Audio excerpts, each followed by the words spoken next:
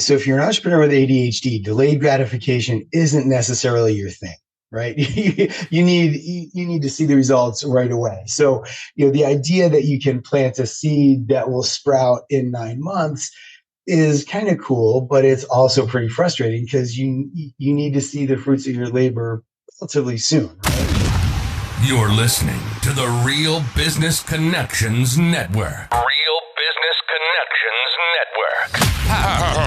Powered by Balbert Marketing, LLC. Subscribe now and check us out at realbusinessconnections.com. Enjoy the show.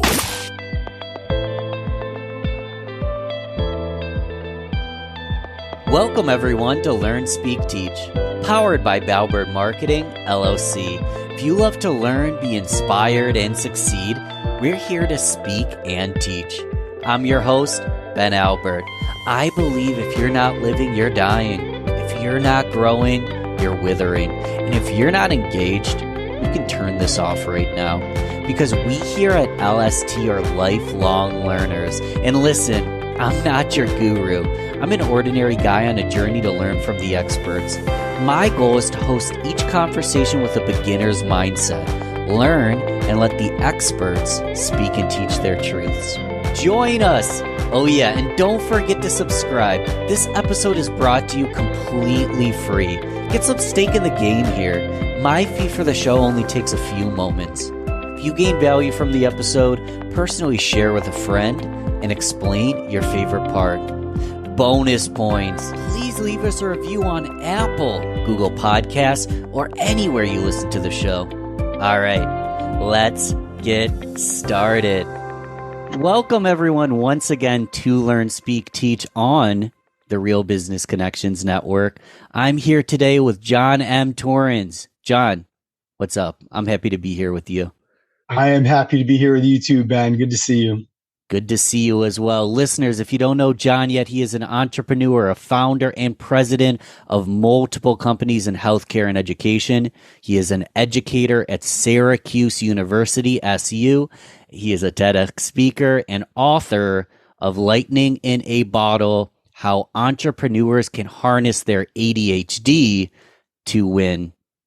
I'm going to presume you have ADHD as well? Yeah, you're right. So that's the bio, but there's always a story behind the story. You're an educator, you're an entrepreneur. Where did this drive? I like to say, get the knowledge from the people who have it to the people who need it. It's exactly what you do as an educator. It's exactly what you do as a business person in many cases and as an author. Where did that passion for education really come from? Can you recall? But I actually started my academic career pretty late in life. I'd actually sold my company back in 2008, and being a relatively young guy at the time, didn't really know what was next.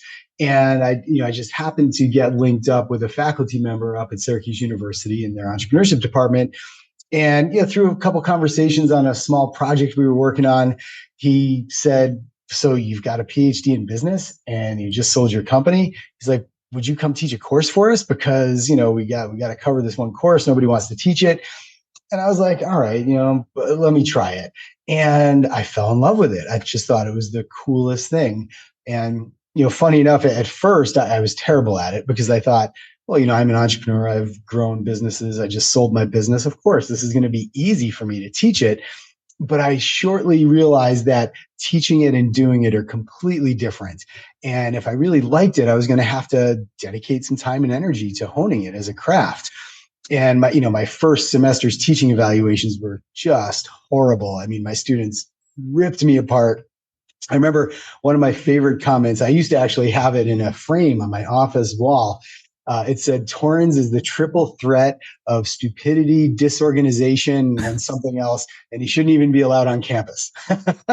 Okay. And I was like, all right, well, that kind of sucks. It doesn't really speak well for a future as a professor. So, I started to take it a little bit more seriously, and I thought, hey, being an entrepreneur is great, and that will bring me some credibility to the classroom. But if I'm going to teach it, I have to become a good teacher and an educator. And then I began down that path and have really enjoyed it ever since.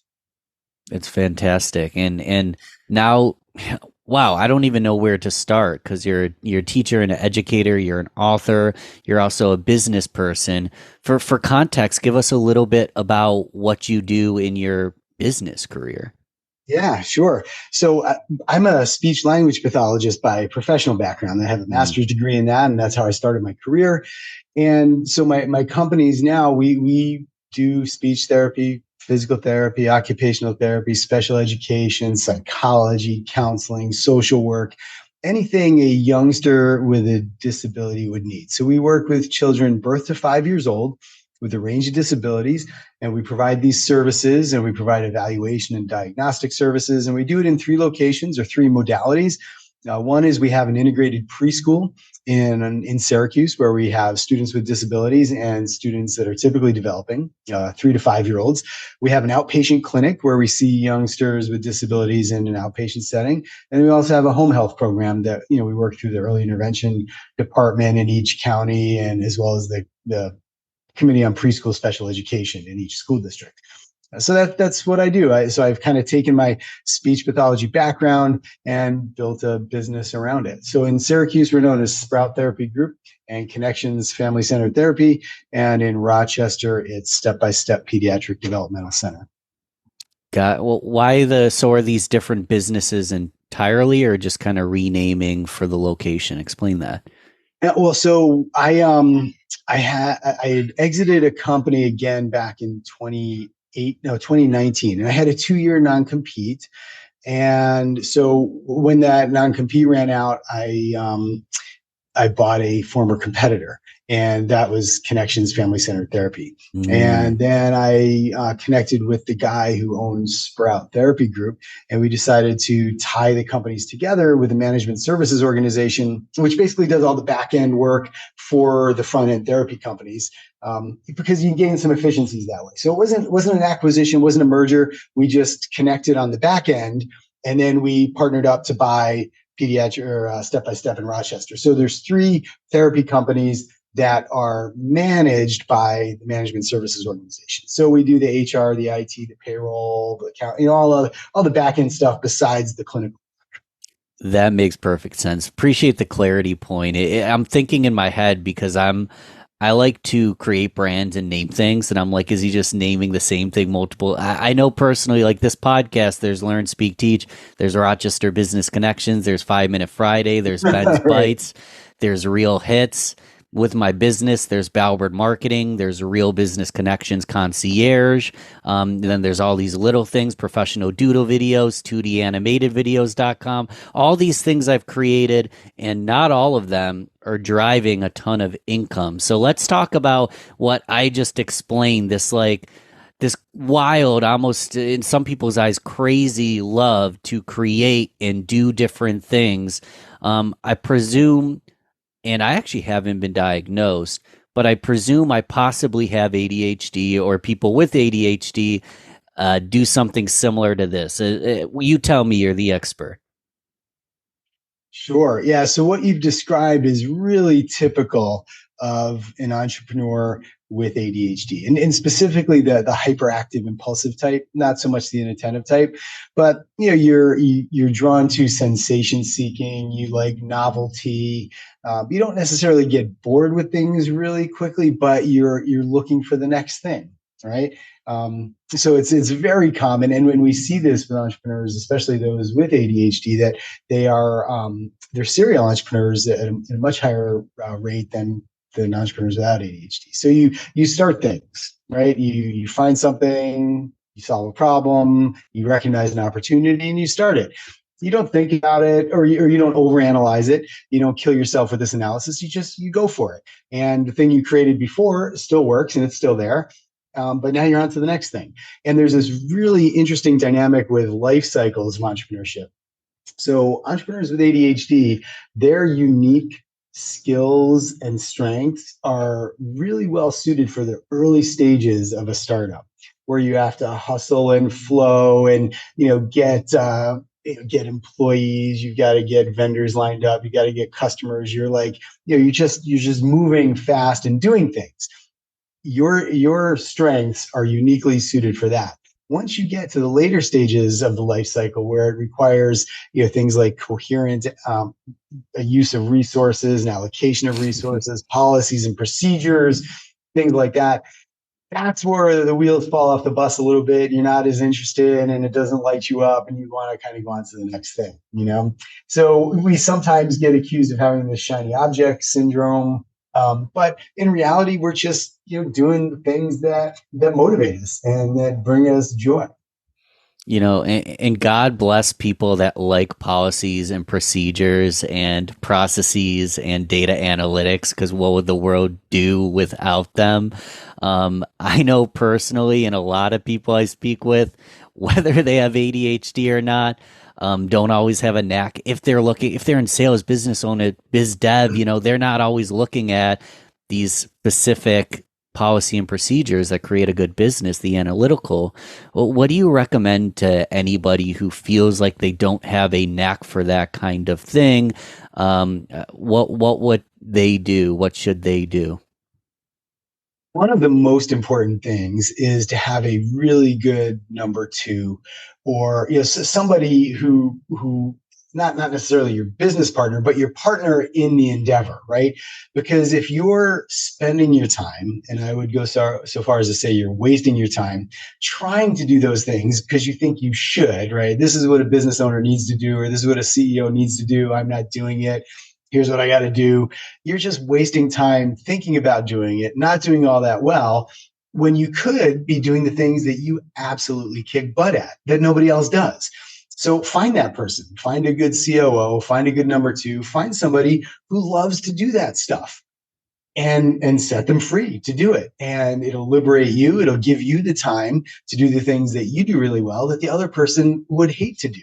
So, I've spent a lot of time doing that too, because you get into this, cycle where you think, well, as the CEO of the organization, I should really be doing this, or I should be doing that. Mm-hmm. And you get this kind of internal resistance or procrastination, and you're like, well, I don't really want to do that. I don't like to do that. So the best thing I've ever done is surround myself with people who like to do those things that I don't like to do. They're really good at it, and we work well together.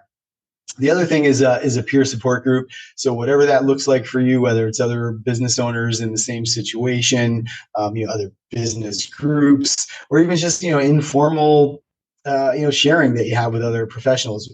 A peer support group is super helpful, just so you understand that you're not alone. You're not walking this walk alone. Other people have been there, done that, learned from mistakes that they've made, and maybe you could avoid some yourself. Makes perfect sense. So bring someone on, bring on a partner, a teammate, someone to handle this, or possibly if that person isn't existent in your life yet, you can still do a peer support group. What about people that are really driven and they don't want to quit early on the concept? They want to get better at focusing on these tasks that maybe aren't the visionary or the creative tasks. They want to get better. What would you tell them? You could actually just say that A and B that we just said is the best route. But what if I'm like, no, John, I want to figure this out. What would you tell me? Right. Well, so then you're getting into the way you're wired and your physiology, right? Okay. And it's not so much that we don't want to do it. It's just it's really hard because of our neurodiversity, right? So then you've got to start changing things. And there's two ways to look at it, or two aspects to it. One is your input, and the other is your output, right? So on input, how distracted are you? Like right now, I've got 3 screens, but I've shut them all except for this one because I'm focusing on this interview, right? But normally I might have a stock ticker. I might have my WhatsApp for web. I've got Outlook. I'm just bombarded, right? So I've got this diet of information. But not only what you're putting into your body in terms of information, but what are you eating? What are you drinking? How well are you sleeping? All of those things have profound impacts on your ability to focus. So if you're that CEO that says, hey, I really want to improve on these things, you've got to do some things to set the table or set the stage for your body in order to do that. Alcohol consumption, reducing that is going to be super helpful. Working on more of a clean diet is going to be helpful. And then also your output. So do you have a movement practice every day? Do you do a little bit of exercise? And I'm not talking super rigorous exercise every day of the week, but do you take a walk once or twice a day? Are you up off your butt instead of just sitting in your seat all the time? Are you doing something creative that you like to do? Do you listen to music? Do you create music? Do you draw? Do you appreciate art? Those types of things are going to help you with your wiring and get you in a place where maybe you can focus and take on those other tasks more successfully. But if you're drinking coffee, eating sugar, not sleeping well, drinking a lot of alcohol, it's going to be really hard because your body's just not in the place where it's going to be ready to do that.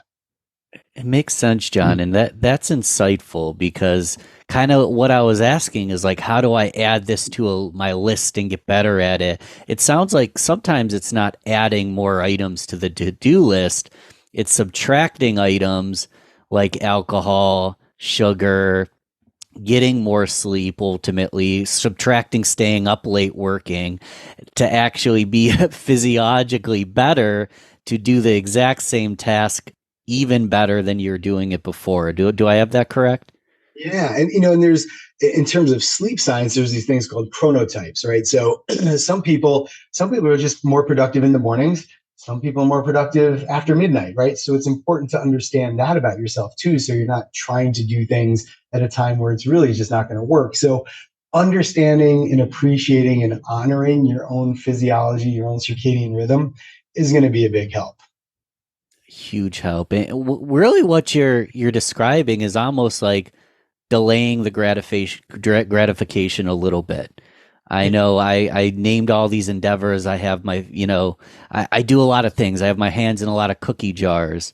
Not every one of them is going to be a big, multi-million-dollar business overnight. If I start sleeping an extra half hour, if I start cutting sugar, if I do these kind of things, I'm not going to be a fitness legend with the perfect mindset overnight. Talk a little bit more about delayed gratification because I know a lot of people struggle with it. I do. I mean, I have a phone right in front of me. I don't need to go to a library anymore. Talk a little bit about delayed gratification and how we do it. Well, so if you're an entrepreneur with ADHD, delayed gratification isn't necessarily your thing, right? you need to see the results right away. So, the idea that you can plant a seed that will sprout in 9 months is kind of cool, but it's also pretty frustrating because you need to see the fruits of your labor relatively soon, right?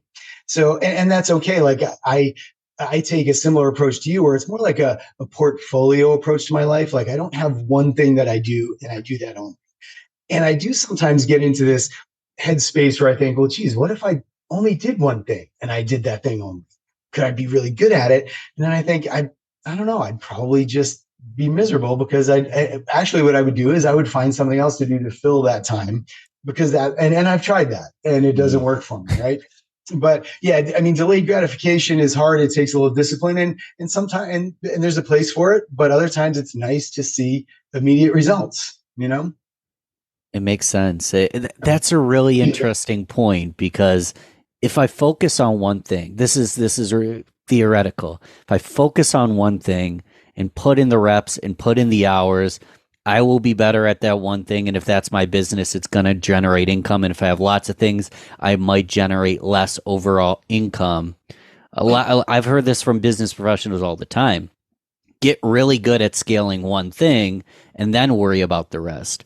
But you brought up something that isn't really in that advice. Are you happy? Are you fulfilled? Are you is this one thing making you miserable?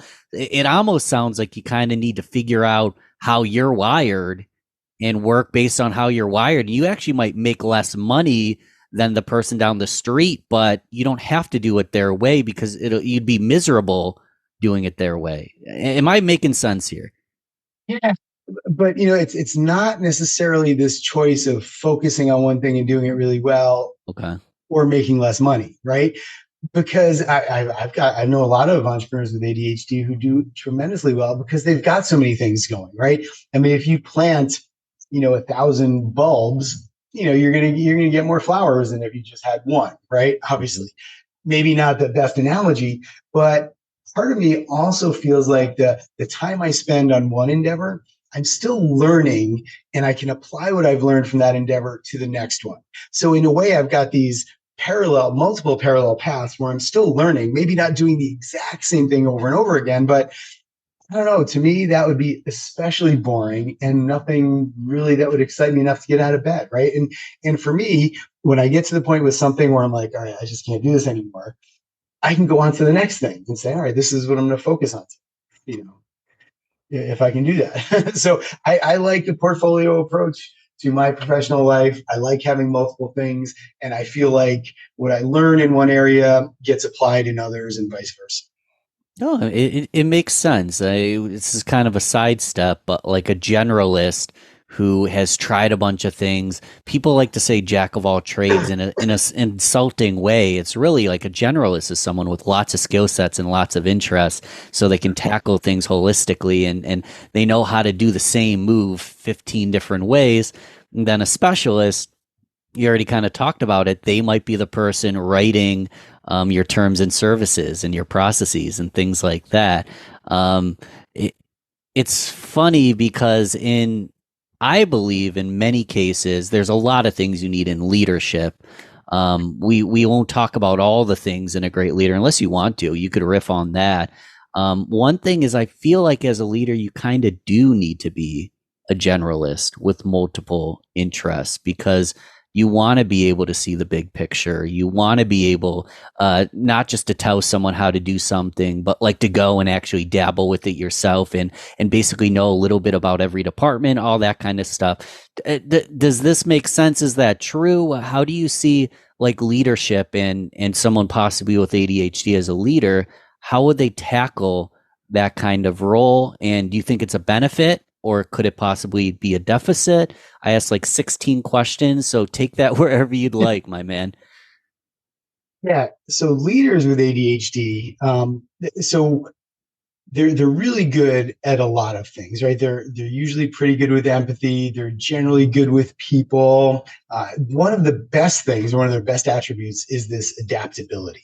So if you have ADHD as a leader, you can be especially adaptable, and that's really important, right? You can't be so set in your ways that you can't adapt and change to new information and new circumstances. So I think that's important. The other thing we know about people with ADHD is that they move on quickly, right? They don't suffer from anxiety for too long over something that didn't work out. They get up, they brush themselves off, and they move on, right? So they don't really get into that because they get excited by the next thing. Maybe something fails or something bad happens. They kind of do the postmortem on it. They learn from it, but it doesn't devastate them for the next 6 months. They pop their head up and they're like, oh, look over there. There's an opportunity. I'm going over there now. And they kind of forget about it. And actually, one of my favorite analogies that, I work with a lot of athletes at Syracuse University. They're in my entrepreneurship courses, especially now with, NIL, name, image, and likeness. And, these college athletes can now monetize their NIL, which is great. So they're gravitating towards entrepreneurship. One of the things I've learned from them is that the idea of having a short memory is really important, right? So if you're an athlete and you make a bad play, you can't worry about that and think about it because you've got the next play to worry about, right? If you're beating yourself up over the mistake you just made, you're not going to be effective with the next play. So they have this thing, they call it short memory, that they screw up, they get over it and they move on because they got another thing they got to worry about right now. And it's kind of like an entrepreneur, right? You can't dwell on the mistake you just made or the failure that just happened because you've got the next thing right in front of you that you've got to deal with. And that's something that we're really good at. I love this. I'm on a tangent here, but do you know the JMac story from Greece Athena High School in Rochester, New York, the basketball story? Do. Yeah. Was it Coach Johnson, I think is Yeah. the guy? Yeah. I love that story. And, because we work with kids with autism all the time. And that was an incredible story. I love that. Coach Jim Johnson, he's been on the show. He's an incredible guy. It's an incredible story. I'll put a link to the JMac story either on ESPN or Oprah. We'll maybe just post both in the description here.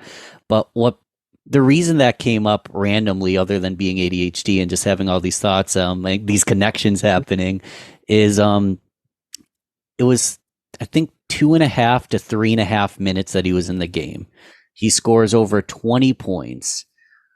A lot of people forget that his first shot was a total air ball, and I don't know his exact amount, so I'm butchering it, but he shot, under 80%, which is still incredible.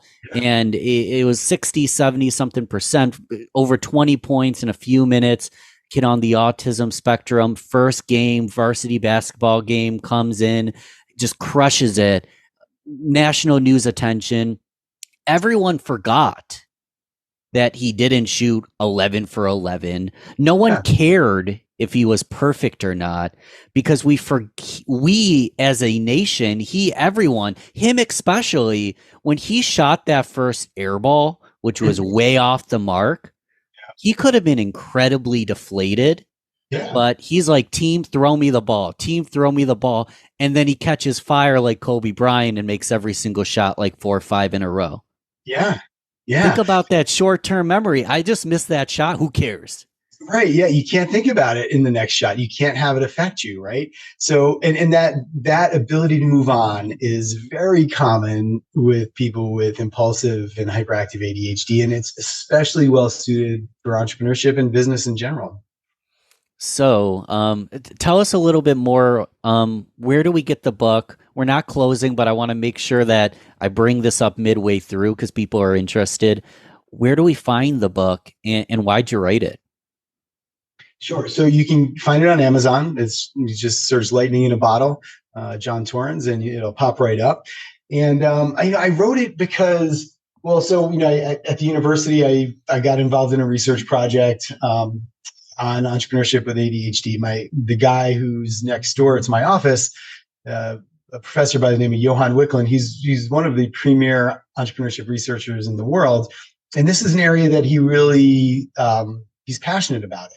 And so we were just talking one day, and we connected over that because I'm kind of interested in it too, because I've been living it. So he researches it, I live it, and we said, hey, why don't we kind of team up and do a cool little study? So we did a little sample on some CEOs who were founder entrepreneurs, and the results were just amazing.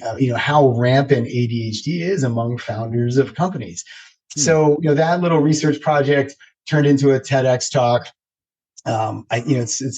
I think it's 4 years old, and I've got 300 something thousand views, which is not insignificant. But I get emails daily of people who, hey, I just watched your talk. Do you have recommendations? What can I do? Wow. So I was like, all right, maybe instead of just sending the same email over and over to people, I'm like, well, why don't I write a book about it? And it's not a super long book. It's just a real brief synopsis of the research, some of the things I've learned coaching young entrepreneurs with ADHD. Just figured, hey, there's something that you might be able to take away from this. Yeah, no, that'll be in the show notes. John Torrens, Lightning in a Bottle. What were some of, people are watching the TEDx talk, 100,000, that is not insignificant at all. Congrats to you. People are obviously enjoying the talk and resonating with the message. What were some of the most frequently asked questions? Anything I haven't asked? What do people ask you all the time? And then let's answer it live here. Sure. So in general, it's like, hey, do you have any recommendations, or what can I do? And that's really broad, and it's hard to do much with that, which is why I wrote the book, because then somebody could find out what does apply to them. But besides that, one of the other common things I get is about medication. Do I medicate or do I not?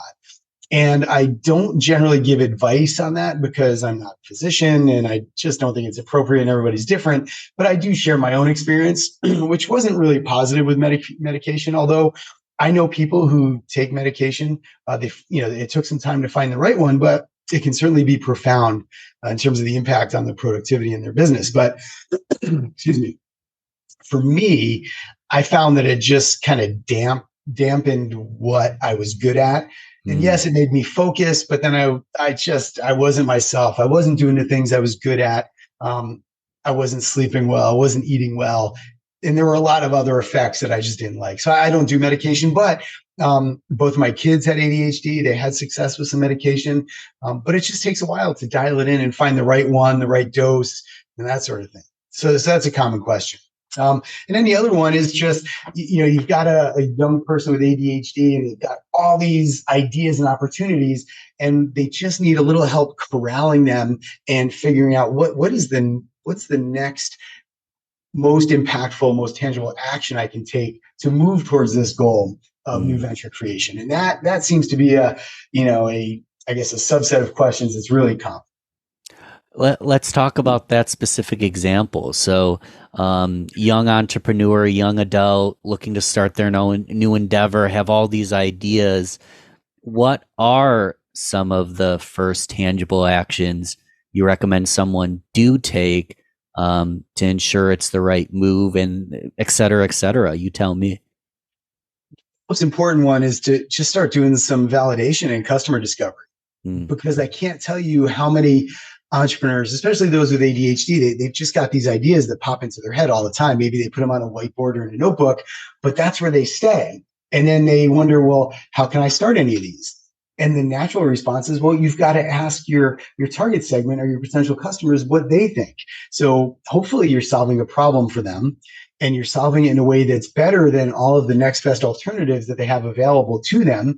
And you can't really know that unless either you are in the segment yourself, like you're solving a problem that you yourself experience, that you also know that there's a larger universe that experiences. But the other way to find it out is just access them and talk to them. Sit down, do a little interview, have a chat, that sort of thing. You've got to do that validation and discovery to know, A, is this a good idea, or am I solving a problem in a unique and novel and attractive way, or should I just scratch it? Or am I onto something, but it just needs a tweak or an iteration? And you'll never know that unless you talk to people. That's such a good point. You talk to people, and it feels good when you're getting gratification that what you're working on is actually resonating with people. And it kind of is a punch in the face when everyone's like, what, are you crazy? And crazy ideas do work. But for me, I have to ask myself the question, can I see this through to make this crazy idea work? Or is this maybe not the best move for me? Right. And that's also a good outcome. Like if you do your validation, you're asking people and all you're getting is, dude, what are you talking about? Then, all right, crazy idea. I'll move on. Right. But maybe it just needs a little tweak, and you make the tweak and you move forward. So it just depends. You've got to get that customer validation. You've got to understand what they want before you can move forward, because the truth is you never launch plan A. Ever, right? You don't just go to market with the idea that popped into your head, because it's not fully developed. You've got to talk to people, you iterate on it. And it's so much better to go to market with the idea that has been through the ringer, because the market's going to tell you what they think of it, right? Whether you launch the product or the service and they tell you what they think, or they tell you what they think as you're developing it, and then you launch something that they'll actually want. Makes perfect sense. I'm going to give you a case study of one example. I don't understand the science. A lot of what I do is based on intuition, but since you understand the science, tell me if this makes sense or if it seems like the kind of thing that works. So I learned this from James Altucher. I write down 10 ideas a day every morning. When you multiply that, that's obviously over 3,600 ideas in a year. Writing 10 ideas a day, 3,600 a year. What happens in 3, 5, 10, 20, 25 years? And originally, I would just get an idea and I just kind of try to do it all the time. But since I've been writing down 10 a day, a lot of times I forget what I wrote down a couple of weeks ago. I'm just becoming an idea machine, but certain ideas become reoccurring. And the ones that become reoccurring that I can't really get my mind off of are the ones that I actually try to start implementing, or at least consider, because out of that 3,000 plus ideas, even if only 3 or 4 hit, that's more than enough to keep me busy for a year. Does anything that I just said make sense scientifically? What's your opinion on it? Yeah, I don't know. I mean, I don't know the science or research to support that, although something tells me somebody has researched that before. Sure. Although I don't, just anecdotally and from my own personal experience, I've been keeping a journal since 1990. Wow. And I love it. I love going back through and looking at, crazy ideas that I had that I've actually executed or iterated on a little bit. And it's amazing to me how, core things have stayed the same, although I've learned and grown as a person. But it's really insightful just to kind of see what you're dealing with as a 20-year-old guy versus a 55-year-old it's really kind of cool. So, but yeah, no, I think one of the things I tell my entrepreneurship students to do is to keep an idea journal, just to kind of go back and look. And I love what you said about the things that keep coming up. The ones that keep rising to the top, those are the ones that maybe deserve your attention. And the other ones were just great to get down on paper, but maybe they just don't go anywhere, or at least their time's not right, So no dirty laundry needed to be exposed, but what do you write in your journal? Why do you keep a journal? It's not just a blab about some fight you had. Maybe it is. You tell me. What do you keep the journal for? What do you put in it? Why do you have it? I think it's just to get things out of my head, right? Because sometimes I have trouble falling asleep because things are just going through my head. So I think part of it is a strategy just to get it out of my head and down on a paper. But when it changed over the years, right? When I was younger, before I was married, it was usually about relationships and this girl or that girl, right? And then it was like my job hunt. Then early on in my career, it was all about my money stress and how I don't have any money, I can't do this or I can't do that. And then, it's about the growth of the business and the problems I'm experiencing then. But then, I also write about, some fun things I've done.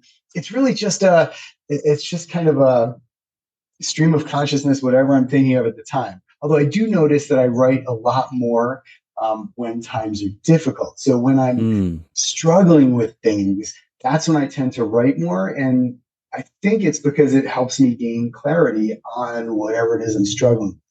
So that's a topic I like as I flip through these things. I've got boxes of these things. I like to write. I don't like to type in my journal. I like to physically write. But I flip through, and sometimes there's like a month lapse between entries, but other times it's like almost every day. And the more frequent the entries are, it usually correlates with a more difficult time in my life. That makes sense. So it doesn't have to be 8 a.m., 3 ideas. It doesn't have to be regimented. No. It can be there for when you need it and to really get the information stream of consciousness out during difficult times. This might be a tough question. Tell me if you remember. Do you recall why you got into journaling in the first place? Because nowadays I feel like in business and entrepreneurship, it's like almost trendy and cliche. But you were journaling in the 90s. Do you recall why you got your start? Yeah, it's kind of a silly reason, but I had an epic summer. Like me and a bunch of guys from college, we moved to Nantucket for the summer. We got this crappy little house. We all got these hard jobs, but we were college kids in Nantucket for the summer. And we had a blast. And I just remember thinking, wow, this is a summer I really want to remember because it was epic. So I bought that. I was walking through Nantucket. If anybody's ever been there, you know how charming Main Street is. And there was this cool little journal. I'm like, I'm going to get that and I'm going to write about my summer. And I honestly thought that was going to be it. It was just going to be the journal of my summer, and I'd pack it in a box somewhere and never think about it again. But I just kept going. And so there are sometimes, I think the biggest lapse in entries is 3 months. Usually it's 4 days, something like that. But a couple times a week I'll write on it. But yeah, I basically wanted to record this amazing summer I had as a kid, and it just kept going. I love it. Starts with an amazing summer. You don't know. Yeah, so I have this issue where there's always needs to be a plan. There needs to be a North Star, a end in sight, an end in mind. You just picked up in journal just to talk about your rockin' summer, and it changes your life as you evolve as you go. That's pretty cool. Yeah, and I used to be like that too, where like you kind of needed this focus or North Star, but what I've realized is you never get it all done, right? I mean, what are you going to do when you get it all done? What are you done with? Done with life? What do you do next, right? So, like in my mind, I'm never going to be done, and for some people that sounds exhausting, but for me, it's exciting. It's growth oriented.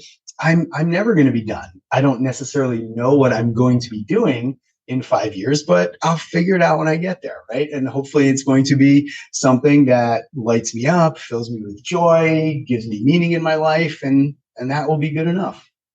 Love it. John, in a moment, we're going to do the rapid fire round, random, short, sweet questions, but I want to give you time on this one. What is lighting you up right now, and or what is like in that vision for the future? Like, what is the biggest thing you're working on right now that we can pay attention for and or support you in any way? Yeah, I mean, well, right now my focus, I mean, because, I just turned 54 last summer. So, no, of course, health is something that's always on your mind. So I've been taking a really deep dive into health and longevity science, incorporating some of those practices. And the other, so both of my kids live in Costa Rica. My adult children live there and work there now. So my wife and I are building a house there. And I think, I kind of see my future heading in that direction where, we're looking at purchasing a really big plot of land there to maybe build this, little sustainable community or something, just to have a little farmland. Because I think, there's this thing in my head where I just keep going back to wanting not necessarily to be a farmer, but to have land and live simply enough where, I'll get everything I need, but it's not complicated. I love that. What a beautiful vision. In Costa Rica, that's a beautiful place, isn't it? Love it there. I mean, we've been taking the kids there for over 20 years.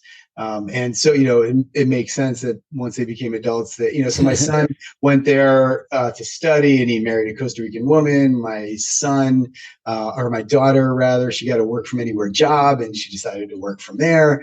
And they live really close to where we're building. I've got a really great network of friends and people, and my son's in-laws that I'm close with, and it's just a nice thing. And it's one of the planet's blue zones where there's the most centenarians anywhere in the world. And it's the simple lifestyle, it's the daily movement that they engage in, it's the foods they eat, but a big part of it also is just the community. Right. Everybody is, they've got a really good community, and that's a big part of living a longer, healthier, more fulfilling life. So that's kind of where I'm headed. I feel like I've done the hustle and grind thing of entrepreneurship. I've done pretty well for myself, and now it's time to, just kind of set things up. So, I've got a very simple but fulfilling and joyful life. Costa Rica, that I'm adding travel to Costa Rica on the list. Let's imagine whether it's Costa Rica or somewhere else even, you've retired, you've accomplished a million things.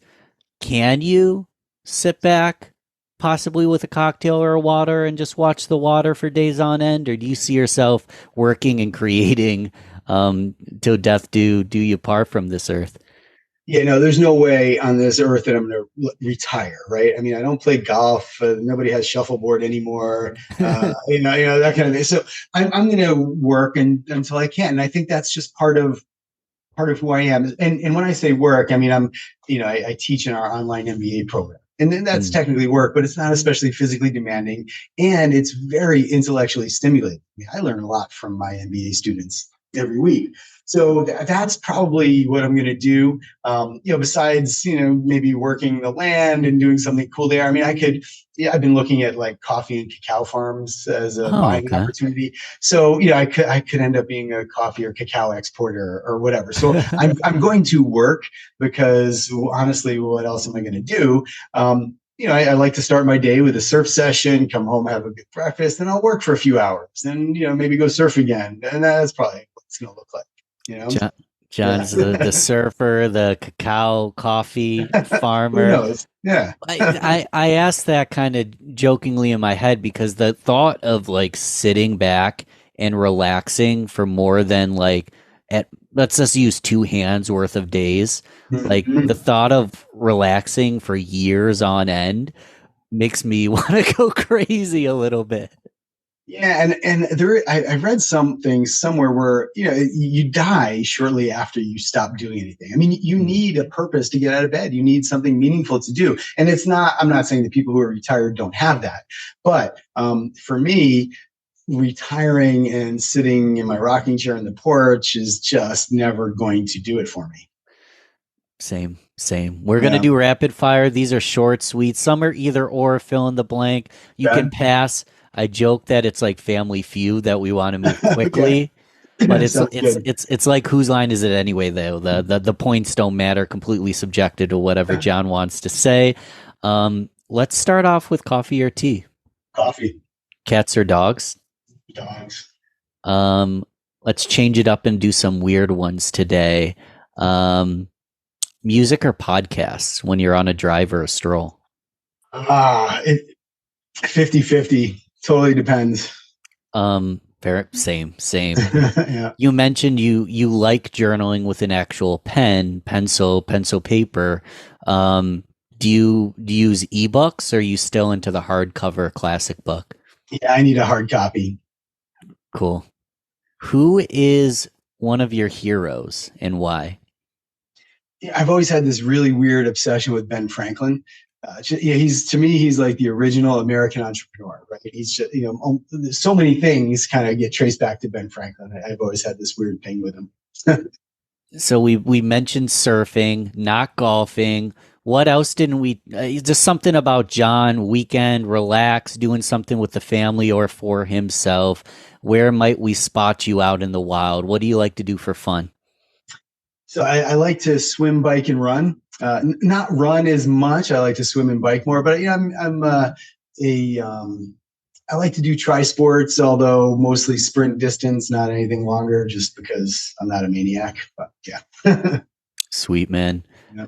Anyone at home who, whether they have ADHD, they feel like they might, whether either or something resonated, what do you recommend we do next? So if I were to grab my huge pencil here, if I were to grab my pencil and write down some homework, what do you recommend I do as me or the listener to take everything we learned today and actually start taking action to better ourselves long term? What do you recommend?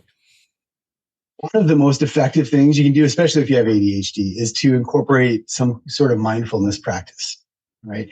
Which, and it makes sense, right? You're paying attention to the way you're paying attention almost, right? You're focusing on something different. So mindfulness practice, probably the single most important thing, not only for your focus and productivity, but even just for your physical health. That's probably the biggest one. But then I would do an audit of your consumption. What kind of information are you taking in? How do you take it in? What are you putting in your mouth? What are you eating? And what are you drinking? And, how do you feel about that? Is there anything that can go? Those are two places I would start. Mindfulness, audit your consumption. I'll add, check out your TED Talk. What's the name of the TED Talk? It's, I believe it's entrepreneurship. No, ADHD is an entrepreneur superpower. Hey, and we'll find it, put it in the show notes. And the name of the book, if I want to go grab that. Lightning in a Bottle, how entrepreneurs can harness their ADHD to win.